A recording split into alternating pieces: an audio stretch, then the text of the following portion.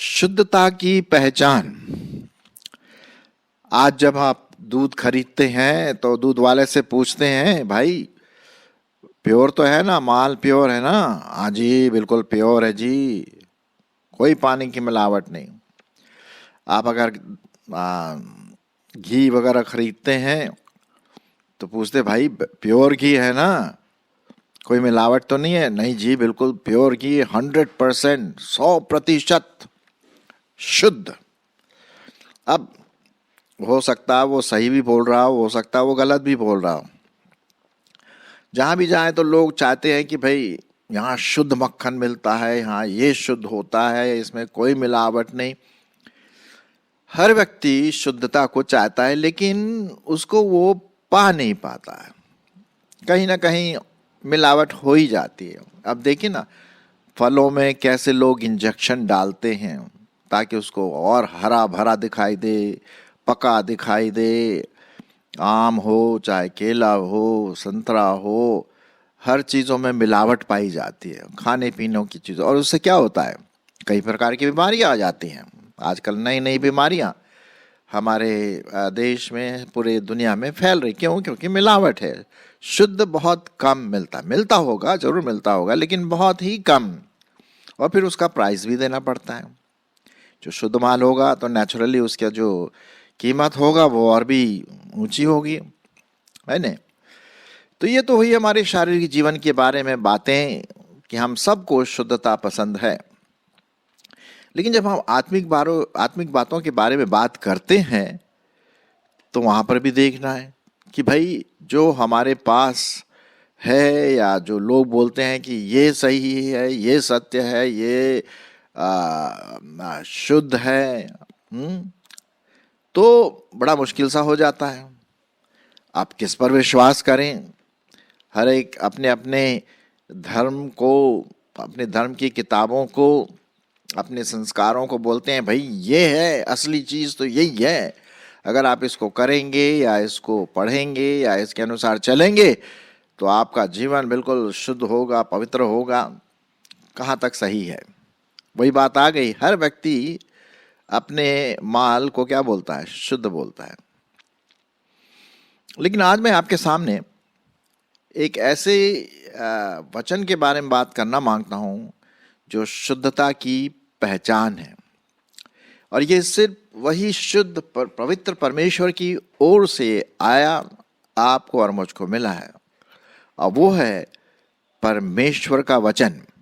जैसा कि आप इस चित्र में देख रहे हैं, परमेश्वर का वचन जो खुला हुआ है, परमेश्वर की ओर से मनुष्य तक पहुंचा है। अब उसको हम ग्रहण करें नहीं करें, भाई वो हमारी बात है कि नहीं? तो चलिए इसी को हम ध्यान में रखते हुए अपनी बातों को आगे बढ़ाएं।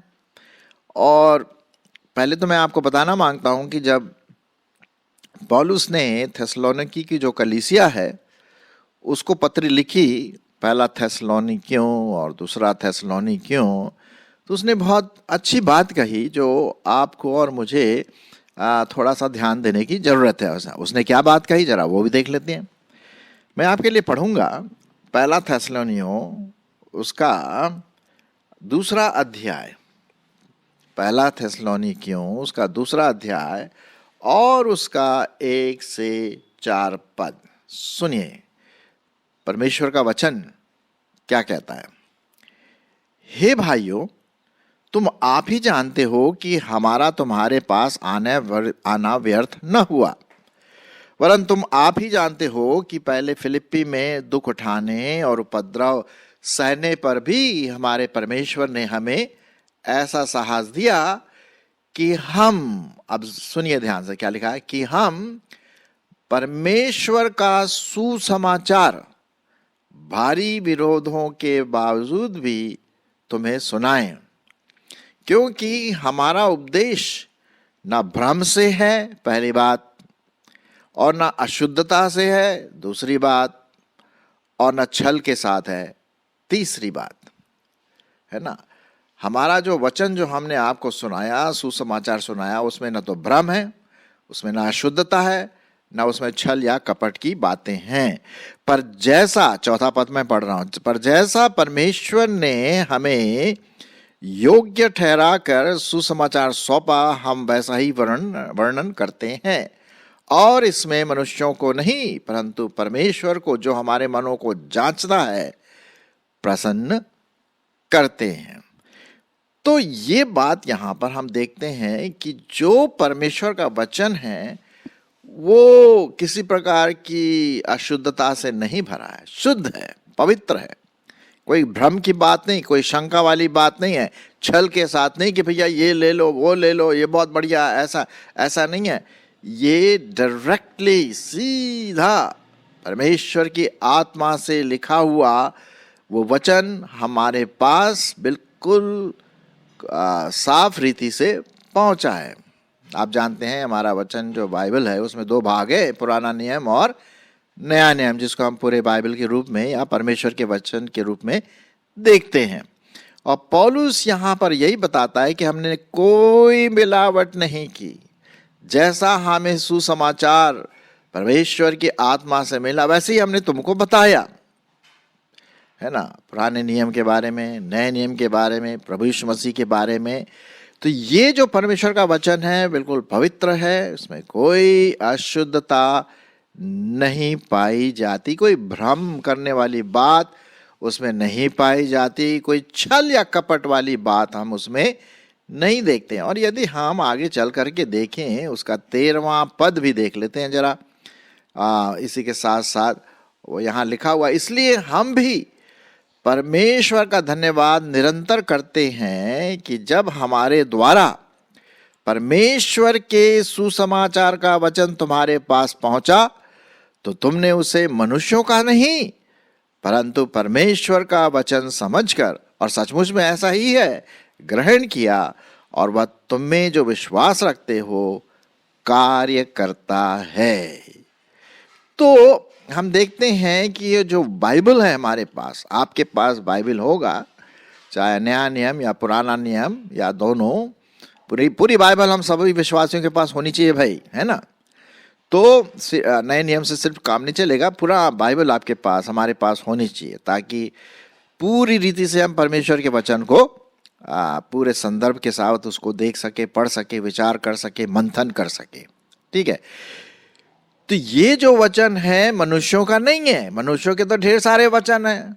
आपने देखा होगा लोग भेजते हैं, भैया ये सबसे प्राचीन है, ये सबसे प्रसिद्ध है, ये है, वो है, देखो तुम ऐसा करोगे तो ऐसा होगा, ऐसे बैठोगे तो ऐसा होगा, ये करोगे तो वैसा होगा। ये नहीं, ये मनुष्यों की बातें नहीं है। मनुष्य की मन जो ग्रंथ में, जो मन में गठित है वो नहीं है। ये परमेश्वर की आत्मा से लिखा हुआ वचन आप तक और हम तक पहुंचा हुआ है। इसी से संबंधित मैं आपके लिए पढ़ना मांगता हूं, जो शायद आप जानते भी होंगे, और पाया जाता है दूसरा तिमोथी उसका 3 अध्याय, दूसरा तिमोथी उसका 3 अध्याय और उसका 16 और 17 पद मैं आपके लिए पढ़ूंगा, जो ये बताता है कि परमेश्वर का वचन मनुष्यों के कारण नहीं आया, मनुष्यों की अपनी भ्रांतियां, अपने संस्करण, उनसे नहीं आया। ये डायरेक्टली सीधा परमेश्वर की आत्मा, परमेश्वर के श्वास से हम तक पहुंचा है। 16 पद में आपके लिए पढ़ देता हूं, दूसरा तिमोथी उसका 3 अध्याय 16 पद। संपूर्ण पवित्र शास्त्र परमेश्वर के फूंक से, परमेश्वर की आत्मा से रचा गया है और उपदेश और समझाने और सुधारने और धार्मिकता की शिक्षा के लिए लाभदायक है। तो ये जो वचन हम तक पहुंचा है, ये परमेश्वर की आत्मा से डायरेक्टली वहां से आया। कई हिंदी ट्रांसलेशन में प्रेरणा लिखा हुआ है, परमेश्वर की प्रेरणा। एक्चुअली जो वर्ड प्रेरणा है वो गलत ट्रांसलेशन है हिंदी में, वहां पर आप अपने बाइबल में लिख सकते हैं परमेश्वर की आत्मा की श्वास के फूंक से रचा गया है। ठीक है। और ये क्या है? उपदेश देने के लिए, समझाने के लिए, सुधारने के लिए और धार्मिकता की शिक्षा के लिए क्या है? लाभदायक है, ताकि क्या हो?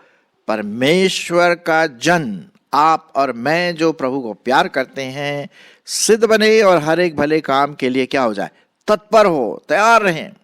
ये है एक बात जो पवित्रता को, परमेश्वर की शुद्धता को बताती है।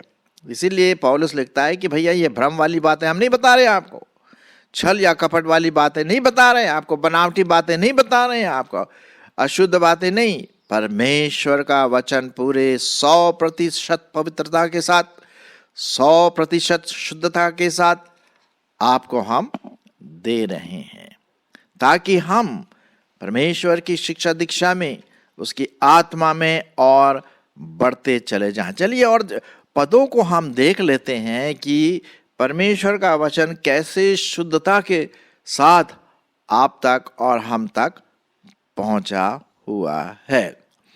पहले तो मैं आपके लिए पढ़ूंगा भजन संहिता और उसका 12 अध्याय और 6 पद। भजन संहिता उसका 12 अध्याय और उसका 6 पद सुनिए। परमेश्वर का वचन पवित्र है, शुद्ध है, उस चांदी के समान है जो भट्टी में मिट्टी पर ताई गई और 7 बार निर्मल की गई, शुद्ध की गई।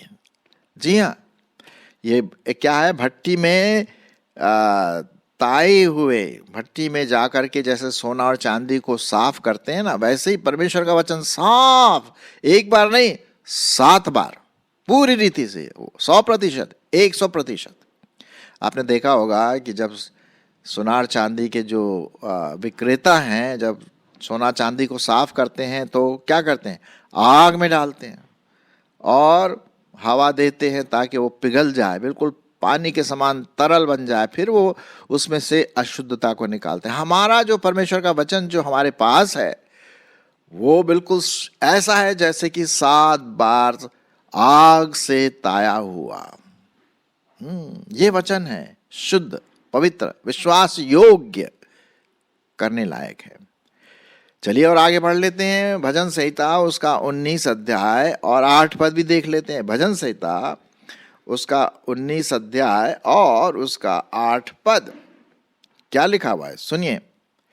यहोवा के उपदेश शुद्ध हैं, पवित्र हैं, सिद्ध हैं, हृदय को आनंदित कर देते हैं। यहोवा की आज्ञा निर्मल है, साफ है, शुद्ध है, वो आंखों में ज्योति ले आती है।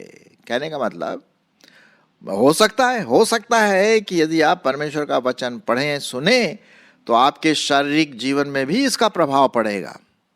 अब मैं तो बड़ा भारी थियोलॉजियन तो नहीं हूं, लेकिन अगर हम इसको अक्षरशः लें कि ये परमेश्वर की आज्ञा निर्मल है, वो आंखों में क्या करती है, ज्योति ले आती है। अगर हम उसकी आज्ञाओं को माने, पढ़ें, मेडिटेट करें, मनन करें, तो हमारे शारीरिक आंखों के लिए भी लाभदायक है और आत्मिक आंखों के लिए तो है ही, है ना। तो यहाँ पर परमेश्वर का एक प्रॉमिस वचन के द्वारा कि कितना पवित्र और शुद्ध, निर्मल हमारे सामने यहाँ पर दिया गया है। नीति वचन उसका 30 अध्याय और 5 पद। नीति वचन उसका 30 अध्याय और उसका 5 पद क्या लिखा हुआ है, सुनिए। परमेश्वर का एक एक वचन ताया हुआ है, वह अपने शरणागतों की ढाल ठहरा है। उसके वचनों में कुछ मत बढ़ा, ऐसा ना हो कि वह तुझे डांटे और तू झूठा ठहरे। तो कहने का मतलब कोई अशुद्धता उसमें नहीं डालना है आपको। जैसा प्योर है, शुद्ध है, पवित्र है, वैसा ही इसको हम दूसरों को बताएं। पौलुस ने तो यही किया थेसलोनिकी की कलीसिया को, उसने वही बताया, शुद्ध पवित्र वचन, सत्य वचन उसने बताया। ये मनुष्यों का वचन नहीं है, ये पवित्र आत्मा के द्वारा रचा गया, उसकी श्वास के द्वारा दिया गया वचन। इसलिए इसको हम उस महत्वता के साथ, उस इम्पोर्टेंस के साथ मनन करें, स्टडी करें, पढ़ें और आज्ञा माने। ये मेरे लिए और आपके, हम सबों के लिए लिखा हो। एक जगह पर प्रभु यीशु मसीह कहते हैं वचन के बारे में, क्या लिखा हुआ है यूहन्ना उसका 17 अध्याय और उसका 17वां पद, क्या लिखा हुआ है? सत्य के द्वारा उन्हें पवित्र कर, क्योंकि तेरा वचन क्या है? सत्य है। सत्य के द्वारा उन्हें पवित्र कर, उन्हें मतलब आपको और मुझको, क्योंकि तेरा वचन क्या है? सत्य है, शुद्ध है, पवित्र है। और उसी से हमें पवित्रता मिलती है जब हम इस सत्य शुद्ध वचन को अपने जीवन में ढालते हैं। और एक जगह बहुत अच्छा लिखा हुआ है, जब वचन इस प्रकार से शुद्धता हमारे जीवन में लाता है, पवित्रता हमारे जीवन में लाता है, हमारे दिमाग में, हमारे मस्तिष्क में, हमारे सोचने समझने की भावनाओं में वो जब शुद्धता लाता है तो साहब हम आशीषित हो जाते हैं।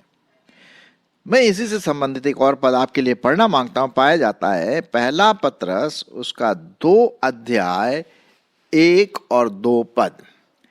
पहला पत्रस उसका 2 अध्याय 1 और 2 पद बहुत बढ़िया है, बहुत सटीक रूप से, साफ रीति से यहाँ पर लिखा हुआ है वचन के बारे में।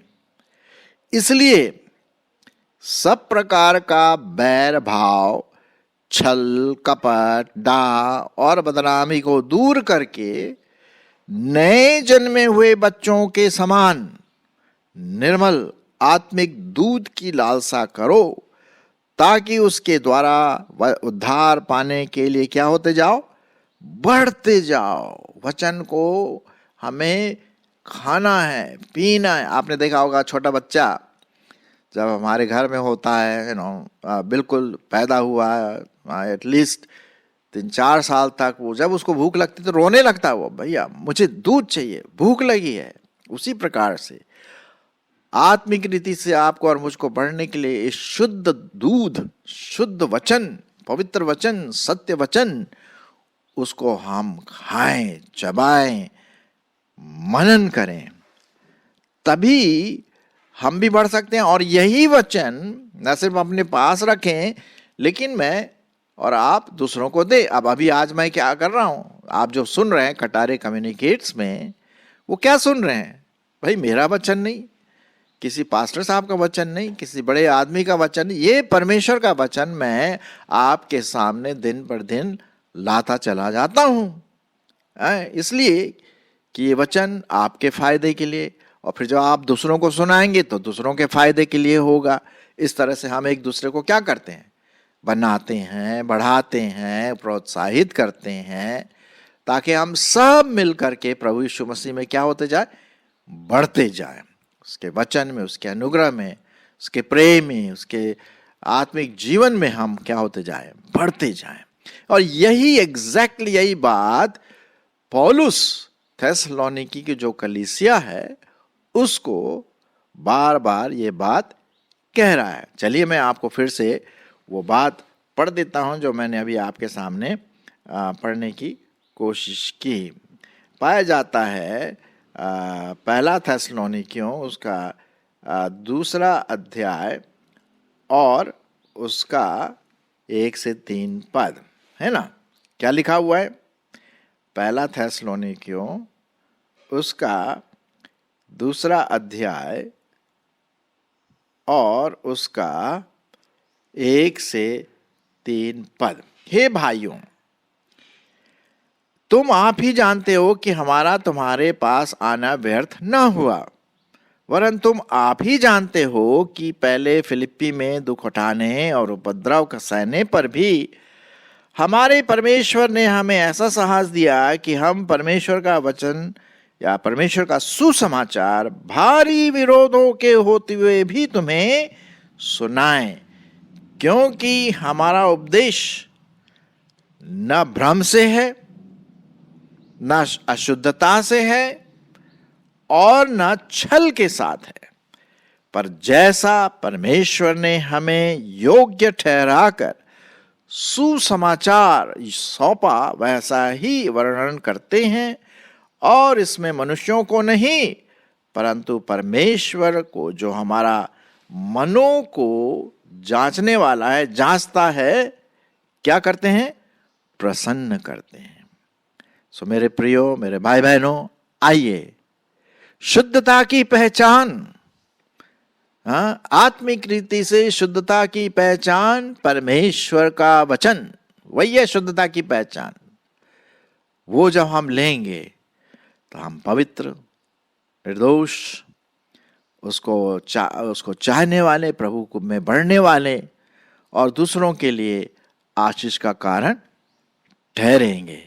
परमेश्वर इसमें मेरी और आपकी अगुवाई करें।